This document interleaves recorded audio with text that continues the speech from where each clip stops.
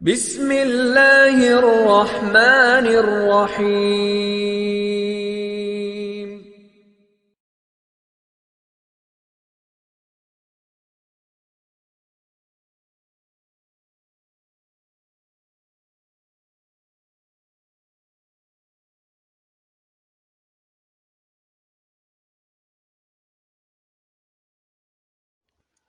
بسم اللہ الرحمن الرحیم۔ مطرف اور ان کی قوم کے ایک آدمی کا آپس میں کوئی اختلاف تھا، چنانچہ اس آدمی نے مطرف پر بہتان باندھا تو مطرف نے اس کو بد دعا دیتے ہوئے کہا، اگر تو جھوٹا ہے تو خدا تجھے موت کے گھاٹ اتار دے۔ راوی کہتے ہیں کہ وہ شخص اسی جگہ موت کے منہ میں چلا گیا، یعنی فوت ہو گیا۔ چنانچہ اس کے گھر والوں نے مطرف کے خلاف زیاد سے مدد چاہی تو زیاد نے پوچھا، کیا انہوں نے اسے مارا تھا؟ اس کے گھر والوں نے کہا، نہیں۔ زیاد کہنے لگا، نیک آدمی کی بد دعا نے تقدیر کے لکھے کو پورا کر دیا۔ ایک مرتبہ ایک شخص نے مطرف کو اپنے رشتے کے سلسلہ میں پیغام نکاح دے کر بھیجا تو مطرف نے متعلقہ شخص سے اس کا ذکر کیا، مگر اس شخص نے اس کو اپنی بیٹی کا رشتہ دینے سے انکار کر دیا۔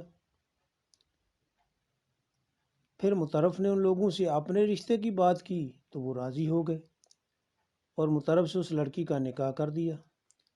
اس کے بعد وہ آدمی جس نے اپنے رشتے کے بارے میں مطرف سے بات کی تھی آ کر کہنے لگا، میں نے تمہیں اپنے رشتے کے لیے بھیجا تھا مگر تم نے اپنے لیے بات کر دی۔ انہوں نے جواب دیا، یعنی مطرف نے کہا کہ میں نے تو تمہارے لیے ہی بات کی تھی، لیکن اس نے تمہارے بارے میں انکار کر دیا۔ تو وہ شخص کہنے لگا، تم جھوٹے ہو۔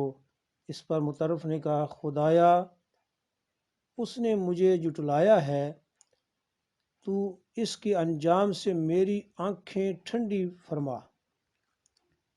کہتے ہیں کہ وہ شخص اسی جگہ پر مر گیا۔ کچھ لوگوں نے مطرف سے اس کا انتقام لینا چاہا تو امیر شہر نے ان سے کہا، جس طرح انہوں نے اسے بد دعا دی ہے تو تم بھی ایسے ہی ان کو بد دعا دو۔ تاریخ داشت۔ خطیب بدر الدین فرماتے ہیں، جمال الدین بن جملہ نے کسی شخص کی تنہا روک لی جس کا گزر بسر اسی پر ہوتا تھا، تو وہ مظلوم شخص ماہ رمضان میں مغرب کی نماز پڑھ کر اپنے اہل و عیال کے ساتھ بیٹھتا اور اس کو بد دعا دیتا۔ جب ماہ رمضان پورا ہوا تو جمال الدین بن جملہ کو معزول کر دیا گیا اور اس کے ساتھ ویسا ہی معاملہ ہوا جیسا پیش ہونا چاہیے تھا۔ عجائب القصص میں لکھا ہے کہ چیرا کے علاقے کے حکمران فیضان غسانی کے قلعہ پر صابور نامی حاکم نے حملہ کر دیا، جس کی وجہ سے فیضان قلعہ میں بند ہو گیا اور صابور نامی حاکم نے بھی اس کے قلعہ کا محاصرہ کر لیا۔ محاصرے کو 1 ماہ گزر چکا تھا۔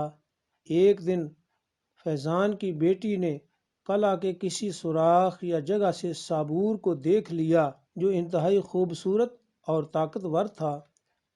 اس لڑکی کو وہ پسند آ گیا۔ فیضان کی بیٹی نے کسی طریقے سے صابور کی طرف پیغام بھیجا کہ تم مجھے پسند آ گئی، اس لیے میں قلعہ کا دروازہ کھول دیتی ہوں۔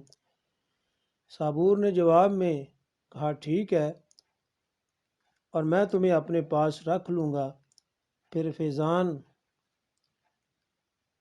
کی بیٹی نے قلعہ کے محافظوں کو کوئی ایسی چیز کھلائی جس سے سب بے ہوش ہو گئے اور اس لڑکی نے قلعہ کا دروازہ کھول دیا۔ صابور نے قلعہ فتح کر لیا اور بہت سے لوگ مارے گئے۔ فیضان گرفتار ہو گیا۔ جب اسے صابور کے سامنے پیش کیا گیا اس وقت اس کی بیٹی بھی اس کے پاس ہی بیٹھی تھی، جسے دیکھ کر فیضان کی عجیب سی کیفیت ہو گئی۔ وہ کپ کپانے لگا اور فوراً بے ہوش ہو کر زمین پر گر گیا۔ جب ہوش میں آیا تو اپنی بیٹی سے کہنے لگا، خدا تعالیٰ تیرا منہ اس طرح سیاہ کرے جس طرح تو نے مجھے ذلیل کر دیا ہے۔